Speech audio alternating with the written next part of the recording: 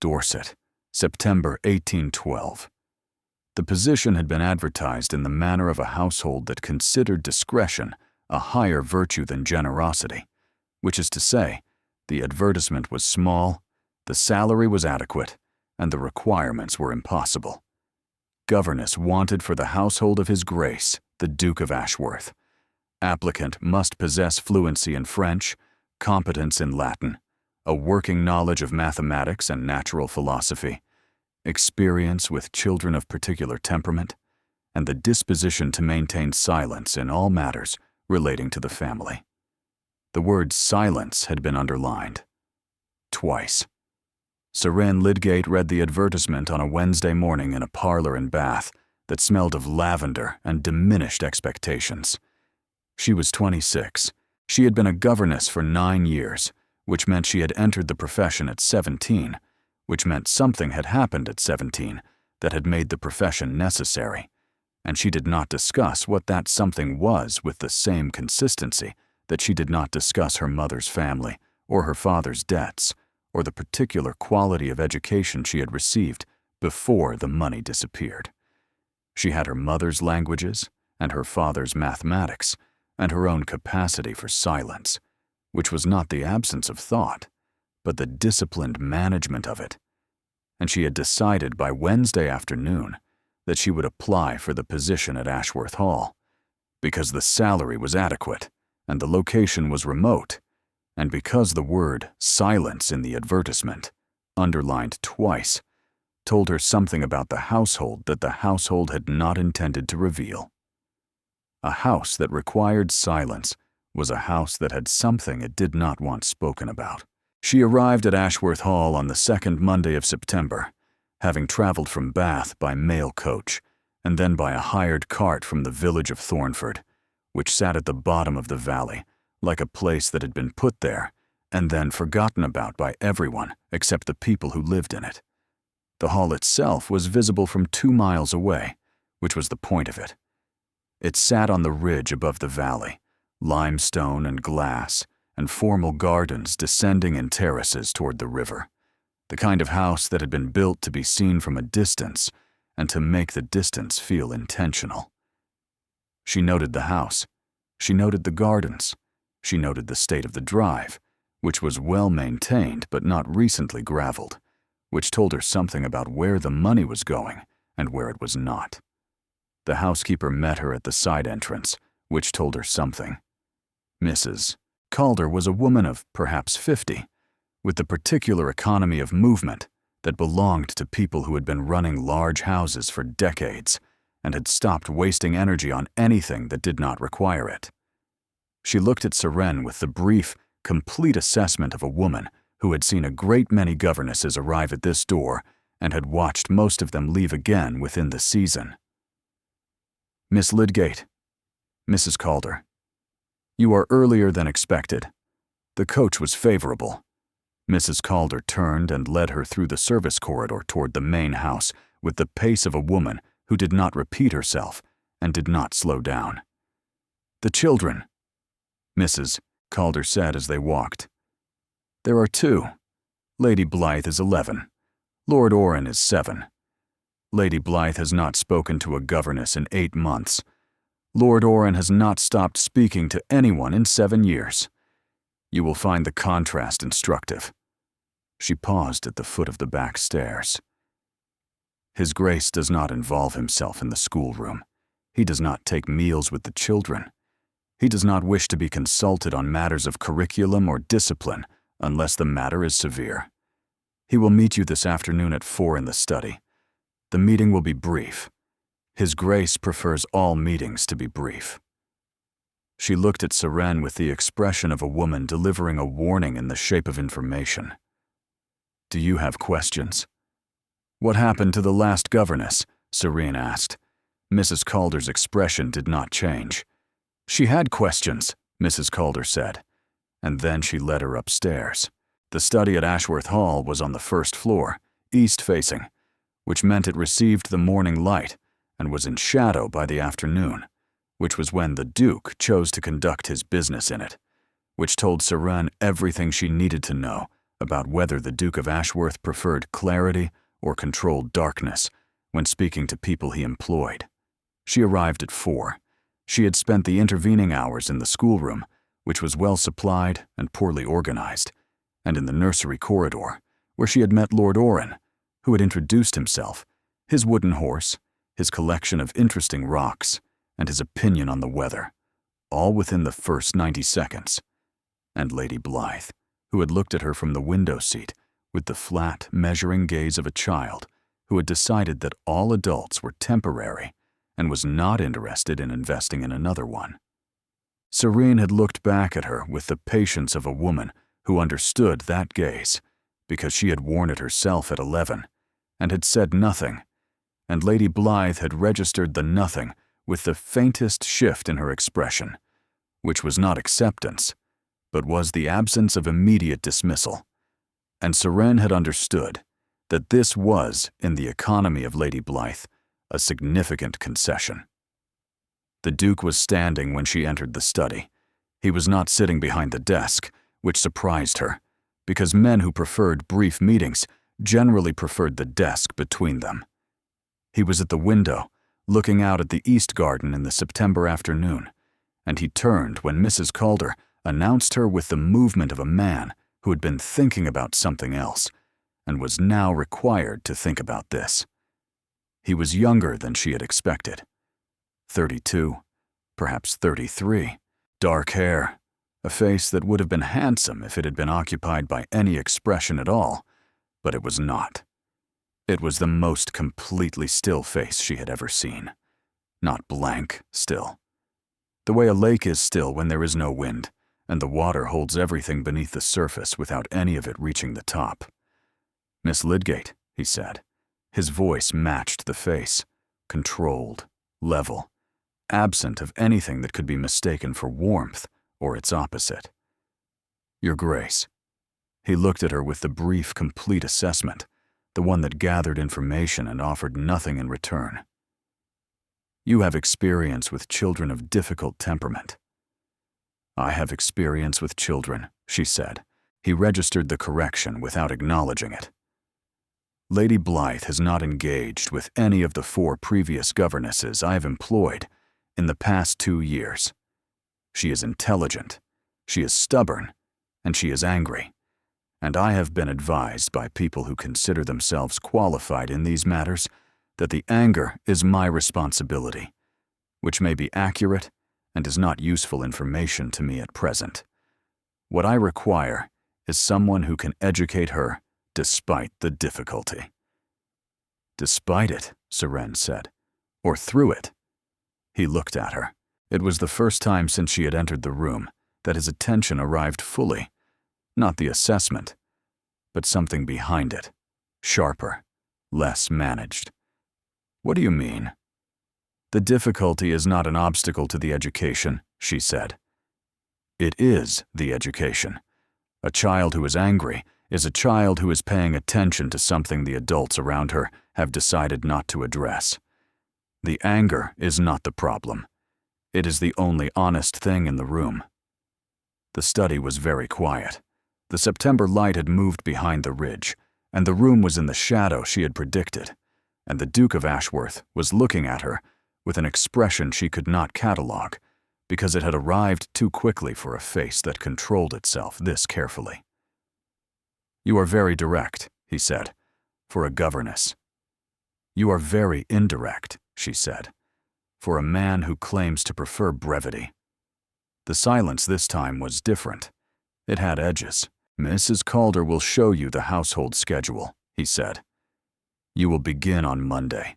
I will not interfere with your methods unless the results require it. I expect weekly reports, written, left on this desk by Friday morning. You will not discuss the family outside this house. You will not discuss Lady Blythe's temperament with visitors or staff beyond what is necessary. And you will not." He paused, and the pause was the first thing about him that was not controlled. "Attempt to address matters that are not within the scope of your position." She looked at him. She thought about the word scope, and what it meant when a duke said it to a governess in a shadowed study, and believed he was describing a boundary when he was describing a fear. "Understood, Your Grace," she said.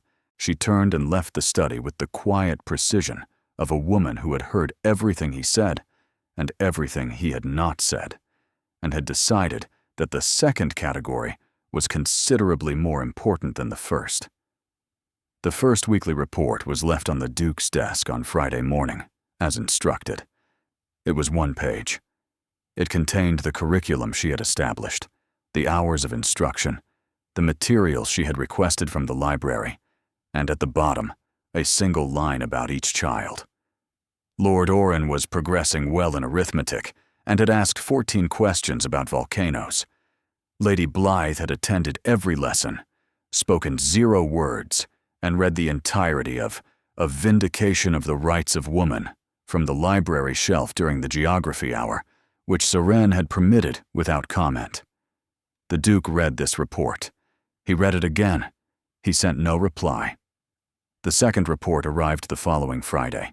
Lord Orrin had progressed to multiplication and had asked 11 questions about earthquakes and 3 about whether horses could swim.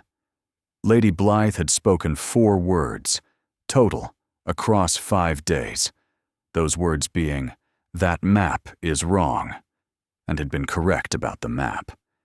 Seren had replaced the map. The Duke read this report. He read the line about the map 3 times. He sent no reply. The third Friday, the report was 2 pages. The additional page was a request. Seren had written, in the even, unhurried hand that characterized everything she committed to paper, that she wished to take the children on weekly nature walks through the Ashworth grounds, and that she believed Lady Blythe would benefit from instruction that was not confined to a room she associated with confinement. The word confinement sat on the page with the weight of something that had been placed there deliberately and would not be moved.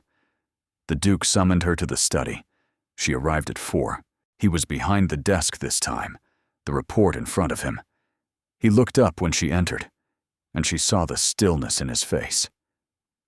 Do the thing she had been learning to read over 3 weeks, the faint disturbance beneath the surface, the thing that happened when something reached the waterline. "The nature walks," he said. "You believe they are necessary." "I believe they are useful," she said. "I would not use the word necessary without stronger evidence."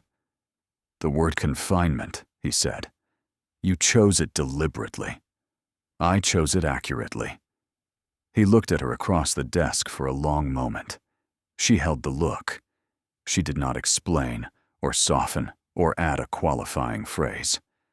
She had spent 9 years in houses where qualifying phrases were the currency of survival, and she had decided in the second week at Ashworth Hall that she was not going to do that here, because the children in this house had been surrounded by padding for years, and it had not protected them from anything. "The walks are approved," he said. "Tuesdays and Thursdays. The grounds only. Not the ridge path." She turned to leave. At the door, she stopped. She did not turn back. "Lady Blythe chose that book herself, from your library. She chose it because it was the only book in the room that suggested someone in this house believed a woman's mind was worth developing." She paused. The book had been read before. The spine was broken in. Someone in this house read it carefully, a long time ago. She left the study. She closed the door behind her with the soft, precise click of a woman who had just said the most important thing she had said in this house, and had said it with her back turned, and had not waited for a response, because the response was not hers to manage.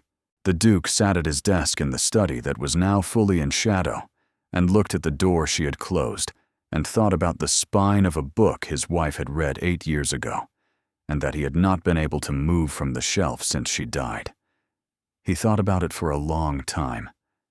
The nature walks began on a Tuesday in the first week of October, which was the kind of October morning that Dorset produced when it wanted to remind people that England could, on occasion, be beautiful without requiring an apology for the weather. Seren took the children through the east garden, down the terraced slope toward the river, and along the boundary of the home wood, where the beech trees were beginning to turn, and the light came through the canopy in the particular golden way that made even Lord Oran quiet for 30 seconds at a time. Lady Blythe walked 3 paces behind, which was where she had placed herself, and Seren had not corrected the distance, because distance chosen was different from distance imposed. Lord Oran walked ahead, investigating every fallen branch and suspicious stone with the comprehensive enthusiasm of a 7-year-old who believed the ground contained secrets that adults had inexplicably failed to notice. Seren stopped at the edge of the wood, where a limestone outcrop broke through the soil in a clean, layered line. She knelt beside it and waited. Lord Oran arrived within seconds. "What is it?" "Limestone," Seren said. "This is the same stone the hall is built from. It was here before the house, before the gardens, before any of it." She ran her finger along the layers.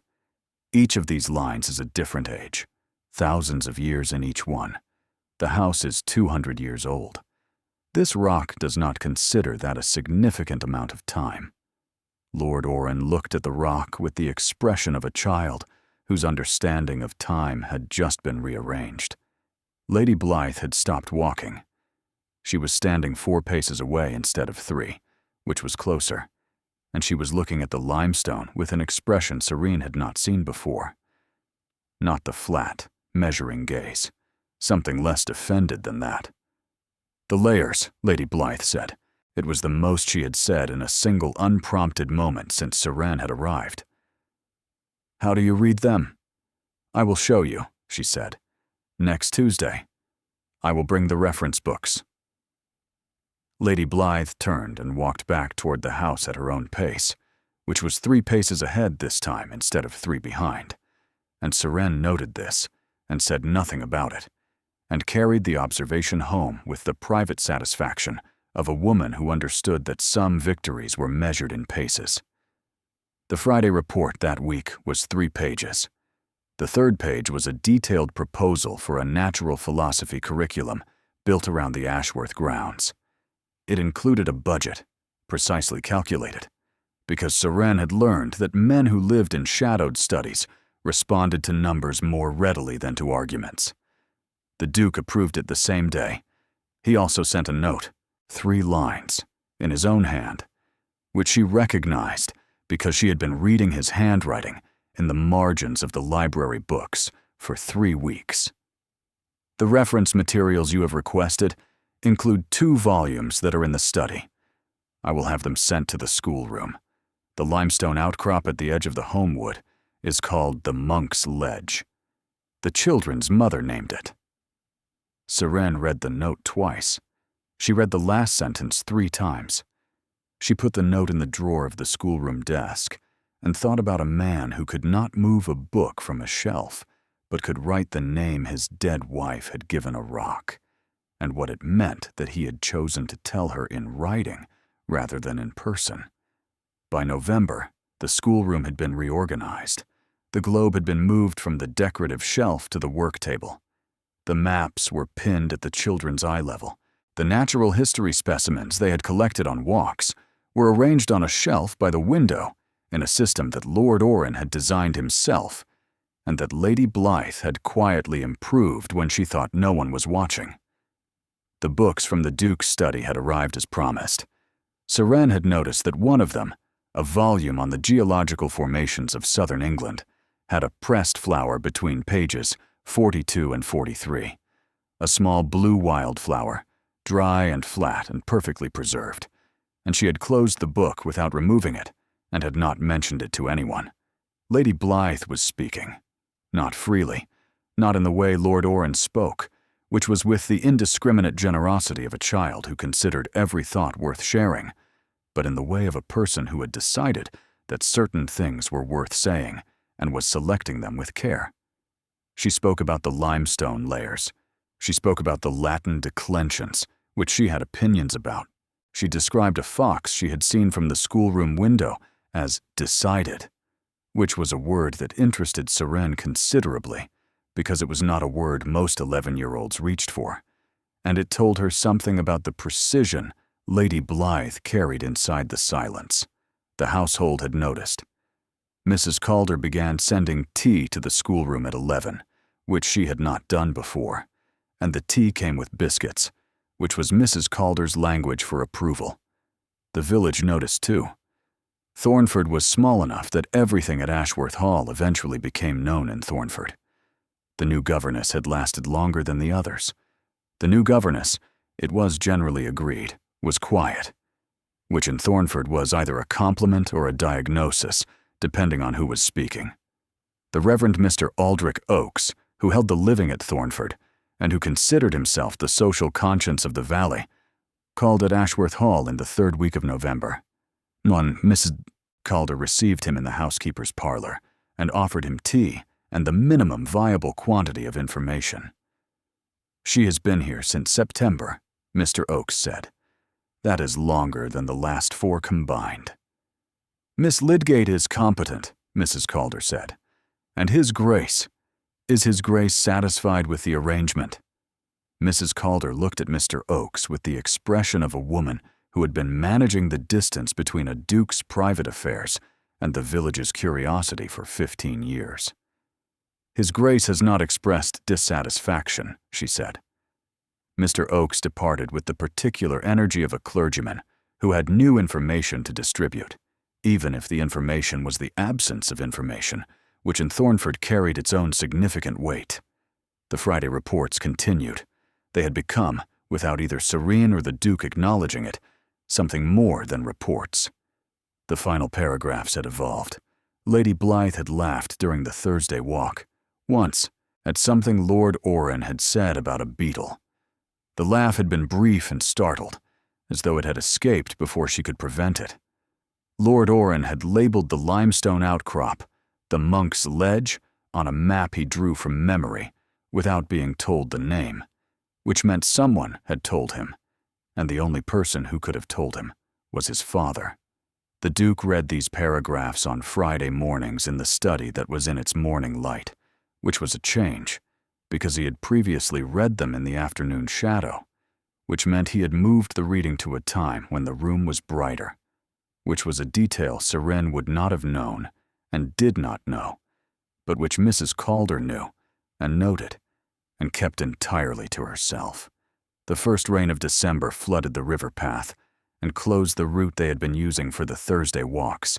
The practical solution required asking the Duke for permission to use the ridge path, which he had specifically excluded from the approved grounds.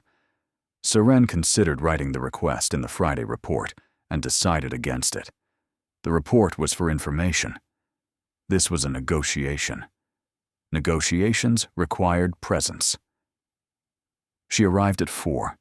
He was at the window, which she had learned was where he stood when he was thinking about something he had not finished thinking about. "The ridge path," she said without preliminary. "It is not suitable for children," he said, still at the window. "It is not suitable for unattended children," she said. "The children would be attended. By me." He turned. "The path is narrow in places. The drop to the east is considerable. I have walked it. Twice. On my own time. Lady Blythe has been asking about the chalk layers that are exposed on the eastern face, which I cannot adequately teach from a book."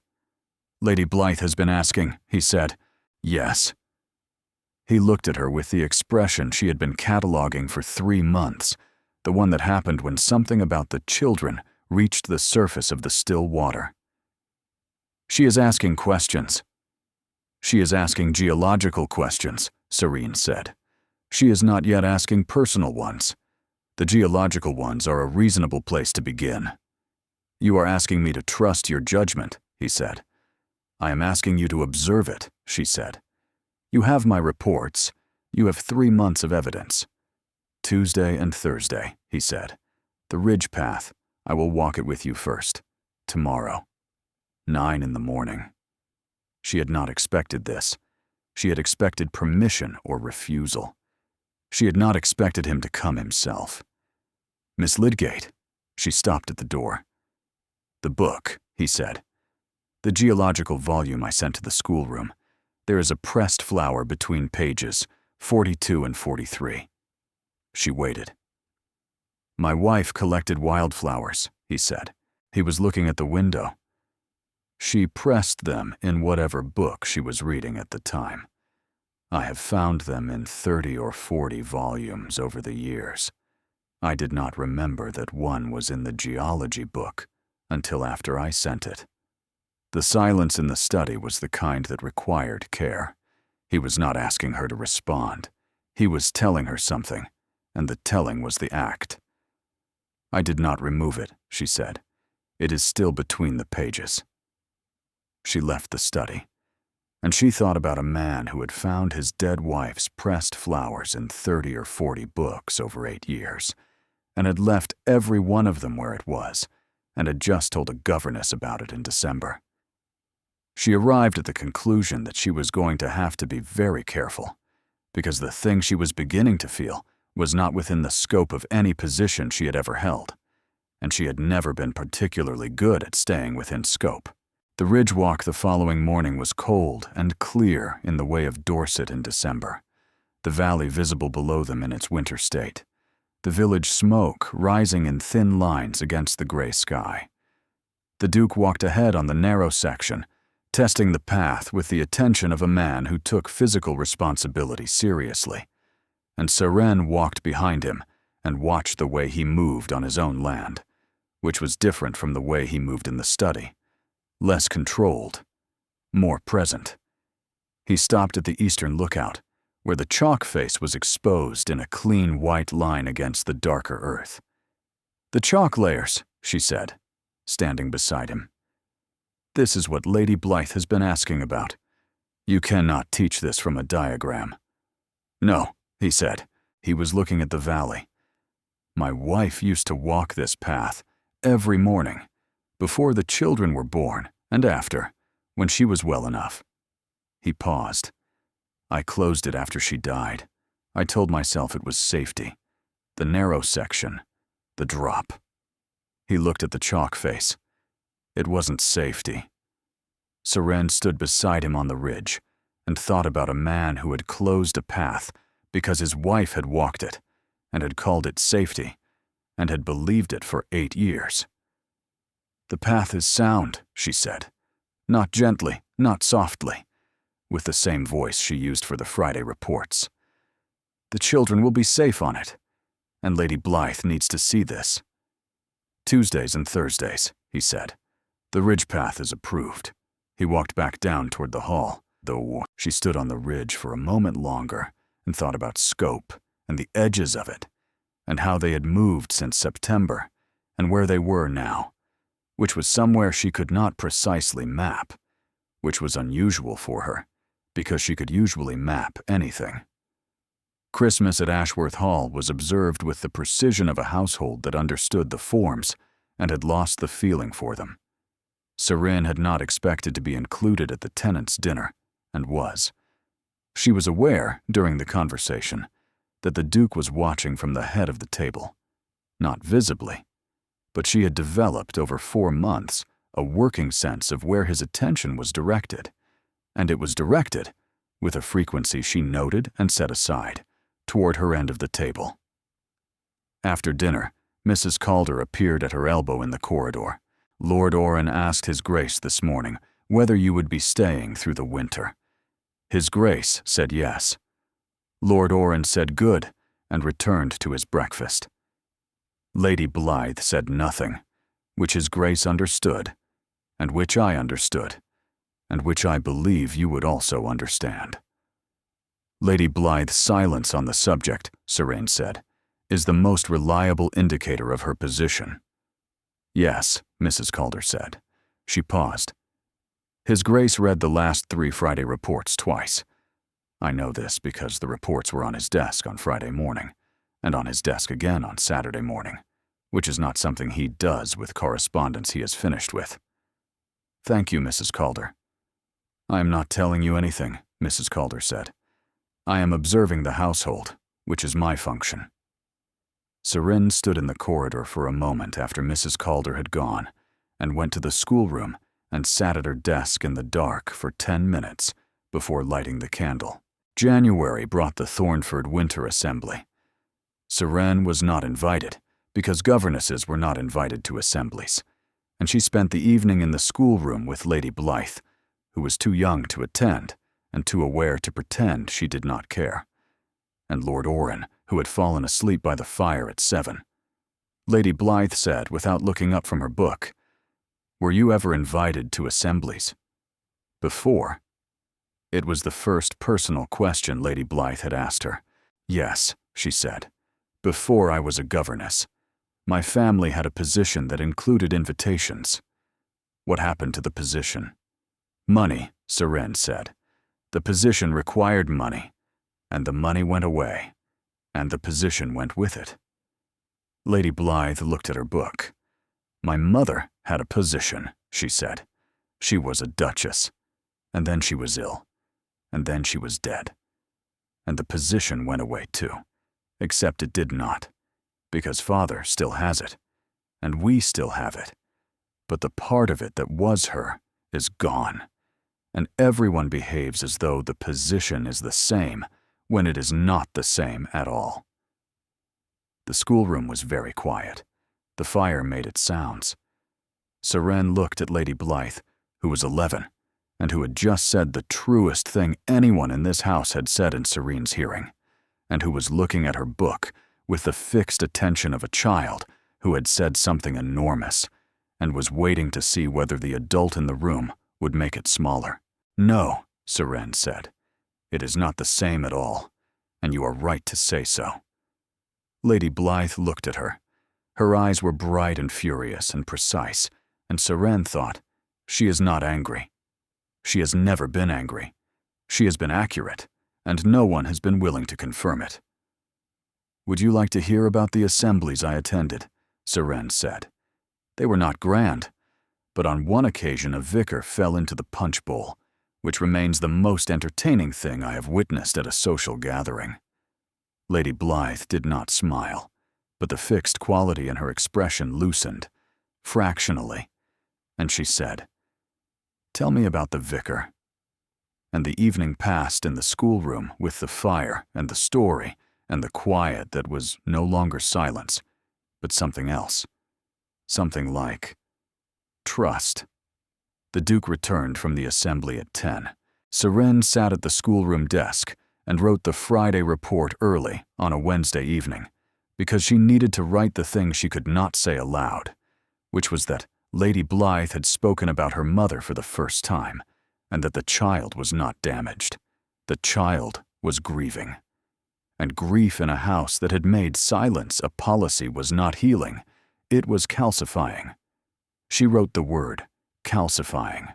She looked at it. She did not soften it.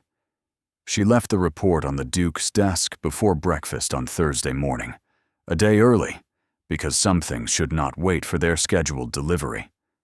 The Reverend Mr. Oakes held a parish dinner in the second week of February. 12 people at the table. The Duke at the head, beside Mr. Oakes. Seren at the lower end, between the Coldest family and a widow named Mrs. Fen Draycott, who owned the small estate at the western end of the valley, and who had the particular conversational energy of a woman who lived alone and stored up her observations for occasions when she had an audience. "The Ridge Path," Mr. Oakes said from the head of the table, in the carrying voice of a man accustomed to addressing rooms from a pulpit. "I understand the children are walking the ridge now. That is a change from the previous arrangement." "The curriculum includes natural philosophy," Seren said. "The ridge provides access to geological formations that supplement the classroom instruction." "I wonder," Mr. Oakes said, "whether a governess's curriculum requires quite so much time out of doors.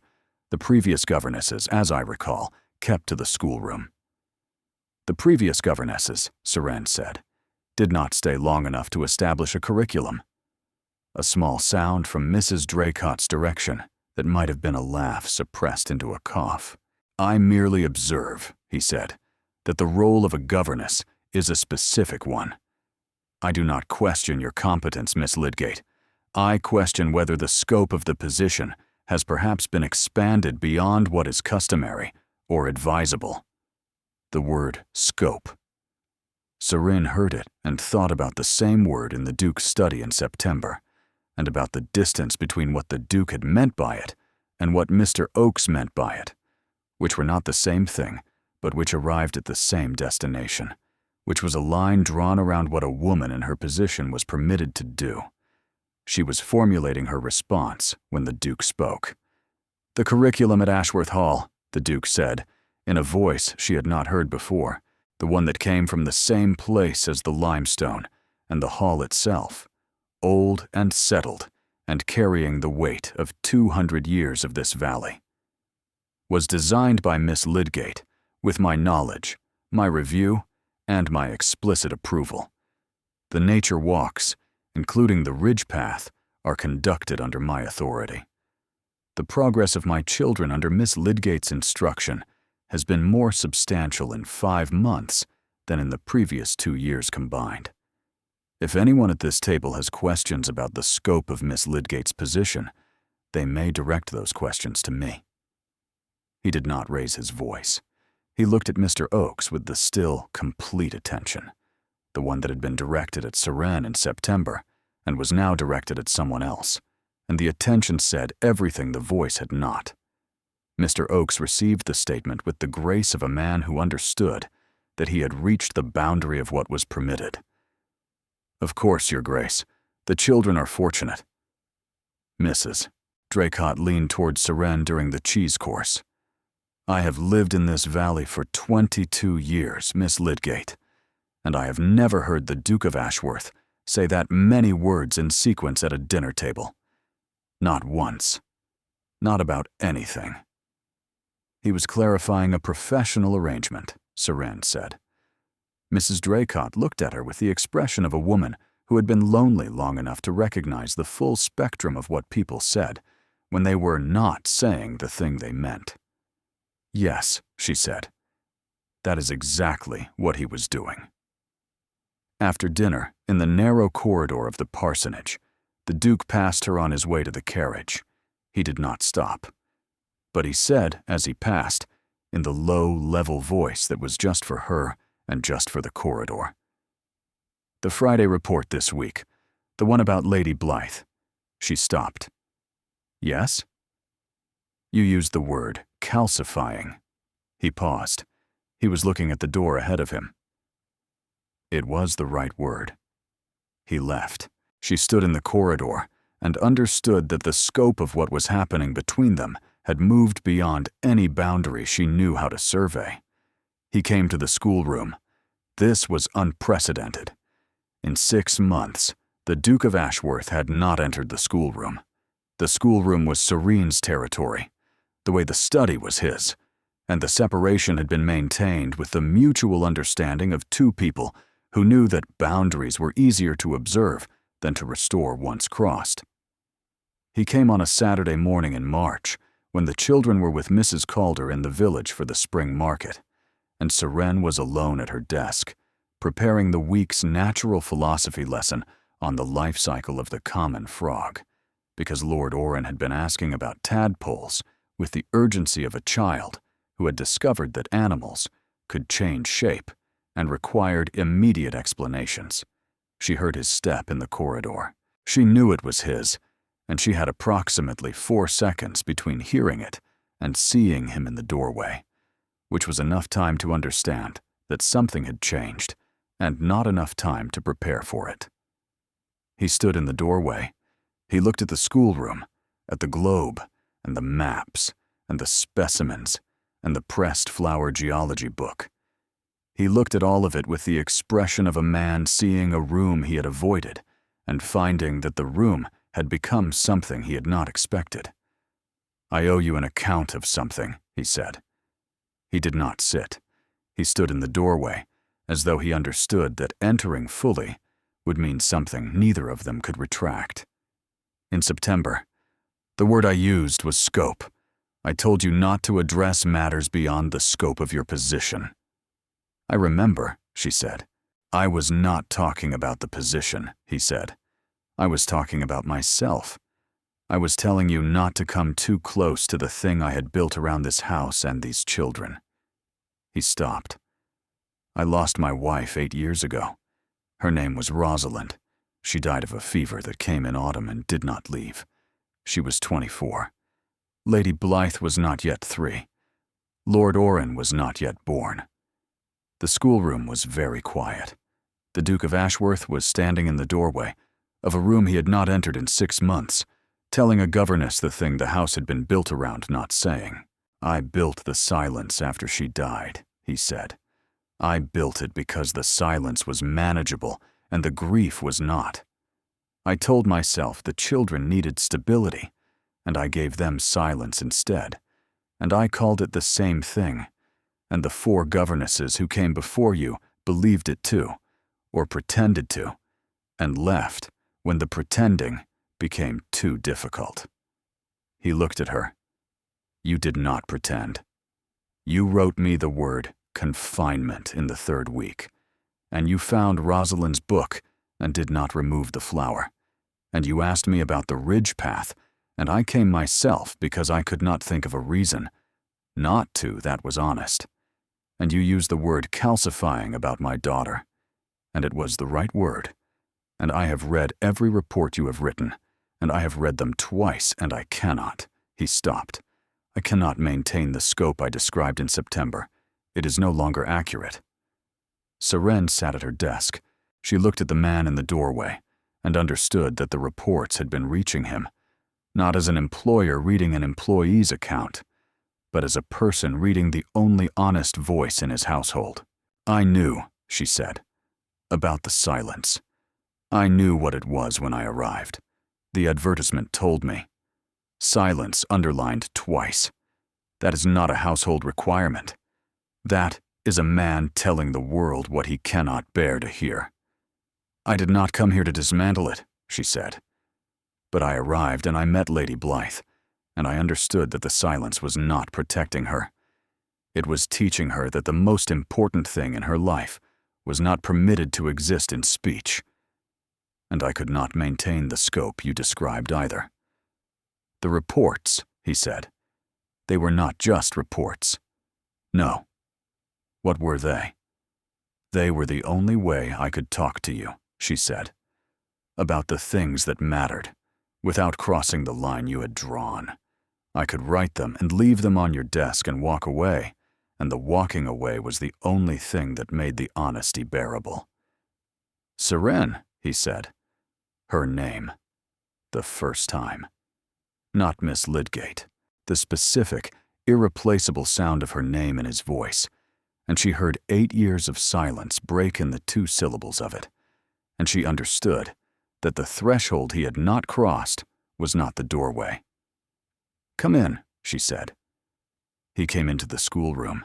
He sat in the chair beside the work table, the one Lord Orrin sat in for arithmetic, which was too small for him, and which he sat in anyway, and the wrongness of it, the Duke of Ashworth in a child's chair, in a schoolroom on a Saturday morning, was the most human thing she had seen him do. She did not move from behind the desk. This was her room and her desk. And if this conversation was going to happen, it was going to happen on her terms, the way he had conducted the September interview on his. "I need to say something," she said. He waited. He was learning to wait, she thought. He had not been a man who waited in September. "I am a governess because my father lost his fortune when I was 17, and my education became the only thing of value I possessed. What I do has a position in the world, and the position is below yours, and I am not confused about that." She raised her hand before he could speak. "The thing that is happening between us cannot happen without both of us understanding what it costs me. You are a duke. If you develop an attachment to your governess, the county will talk about your judgment. If I develop an attachment to my employer, the county will talk about my character. These are not the same cost." "I understand it," he said. "I have understood it since the parsonage dinner. I spoke because the cost of not speaking was higher than the cost of what Mr. Oakes would conclude. He looked at the geology book on the reference shelf. Rosalind, he said, and the name arrived in the schoolroom with the weight of 8 years. Rosalind would have liked you. She would have liked the reports. She would have read them aloud to me on Friday evenings and told me which parts I had failed to understand. And she would have been right. I am not Rosalind, she said. I will not be a replacement for Rosalind. And I will not be the quiet version of a wife you have already lost. No, he said. You are the loudest, quiet person I have ever encountered. You have dismantled 8 years of policy with a weekly report and a refusal to remove a pressed flower from a book. You are the thing I did not know to look for, because I was looking for silence, and you gave me something that was shaped like silence, but was not silence at all. She stood. She came around the desk. She stood in front of the child's chair where the Duke of Ashworth was sitting, and she looked down at him. And the looking down was not a reversal of power. It was the absence of the question of power, which was different, which was better. Stand up, she said. He stood. They were close, in the schoolroom, in the March light. I'm going to do something, she said. That is not within the scope of my position. She put her hand on his chest. Flat. Deliberate. Over the place where the still water was, and she felt the surface break, and he put his hand over hers and held it. He kissed her. It was not tentative. It had the quality of a man who had been reading evidence for 6 months and had arrived at a conclusion he was prepared to act on.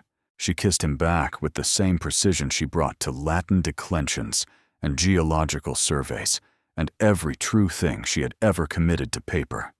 And the schoolroom was warm, and the March morning was outside, and the tadpole diagrams were between them, and none of it required a report. When they separated, she kept her hand on his chest and looked at him. The Friday reports, she said. I will continue writing them.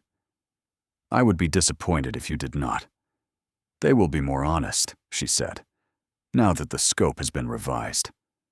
The scope has been comprehensively revised. Good, she said. I will note it in the report. He proposed on a Wednesday, which wasn't the day for proposals in the conventional understanding of how proposals worked, but they had arrived at each other through Friday reports and Saturday mornings and the unconventional route of limestone outcrops and pressed flowers, and Wednesday seemed as defensible as any other day. He proposed in the schoolroom because that was where she was, and because proposing in the study would have returned them to September. He arrived at 11, while the children were at their Latin, and stood in the doorway, and Lady Blythe looked up from her declensions, and Lord Orrin looked up from his, and the Duke of Ashworth said, with the directness he had learned from her and the brevity he had always possessed, Miss Lydgate, I would like to marry you, and I am aware that this is not the appropriate venue or the appropriate moment, and I find that I do not care about either of those things, and I would like your answer. Lord Orrin said, Does this mean Miss Lydgate stays forever? Lady Blythe said nothing. She looked at Sir Wren. She looked at her father. She looked at the doorway he was standing in, the same doorway, the threshold he had crossed in March, and was now standing at again, with a question that was not about scope or reports or geological formations. Serene looked at Lady Blythe. She looked at Lord Orrin. She looked at the man in the doorway. Yes, she said. Lord Orrin returned to his Latin with the satisfied efficiency of a child who had received the answer he wanted and considered the matter closed. Lady Blythe looked at Sir Wren for 1 moment longer, and Sir Wren saw in her expression something she had not seen before, not the flat measuring gaze, not the fury. Something softer and more frightened and more hopeful, and Sir Wren understood that the yes had been heard by everyone in the room, but it had been answered to Lady Blythe. The Duke crossed the threshold. He came to the desk. Sir Wren stood, and he took her hand. And Lady Blythe watched this happen with the expression of a child, seeing something she had stopped believing was possible, and did not look away. "Edmund," she said. His name. She had learned it from Mrs. Calder in December, had carried it unused for months, and now it arrived in the schoolroom between the lesson plans and the Latin declensions, and he looked at her when she said it as though something had been completed. "Friday's report," she said, holding his hand. "I will need to include this." "I would expect nothing less," he said. The county learned of the engagement through the channels the county always used. Mrs. Calder told Mr. Collis's wife, who told Mrs. Draycott, who told the Reverend Mr. Oakes, who told the remaining families, and by the following Sunday, the entire valley knew that the Duke of Ashworth was marrying his governess. Mrs. Draycott arrived at Ashworth Hall on Friday with a bottle of wine from her late husband's cellar and the energy of a woman who had been waiting for something interesting to happen in this valley for a decade. Mr. Collis told the Duke during the spring planting review that he was glad and that Rosalind would have been glad, and the Duke received this with the stillness that Serene had learned was not the absence of feeling, but the careful management of more feeling than the face was designed to show. Mr. Oakes said the right things in the right order, with the careful grace of a man who had recalibrated his position on the governess, with the precision of a clergyman who recognized that the scope of what was appropriate had shifted permanently. Mrs. Calder said nothing about the engagement directly, but a vase of fresh flowers appeared on Seren's desk one morning without explanation, and Seren understood that this was Mrs. Calder's version of a full and comprehensive endorsement. Lady Blythe gave her endorsement differently. On the Thursday walk after the engagement, on the ridge path at the eastern lookout, Lady Blythe stood beside Seren and said, without looking at her, "My mother would have liked the walks." Seren stood beside her in the spring wind and understood that this was not a comparison and not a blessing. It was Lady Blythe telling her that the walks had reached the place the geology had not been able to reach on its own, and that the place was personal, and that she was permitting Seren to know it. "I think she would have," Seren said, and they stood on the ridge together, and the silence was the good kind, the kind that wasn't the absence of speech, but the presence of something that didn't require it.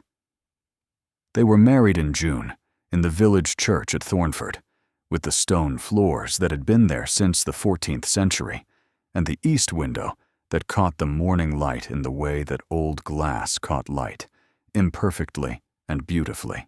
She wore blue, not white, because she had decided that white was a convention and blue was a fact. The color of the pressed wildflowers in the geology book, the color of the sky over the ridge path on the December morning he had walked it with her, the color of the thing she had felt in the schoolroom in March when he said her name for the first time. The valley turned out. Mrs. Draycott cried, openly and without apology. Mr. Oakes performed the ceremony with professional composure. Mrs. Calder sat in the third pew with Tilda and Rena, and the expression of a woman who had been managing this household through 8 years of silence, and was now managing it through something else, something louder, something better. Lady Blythe stood at the front of the church beside Lord Orrin.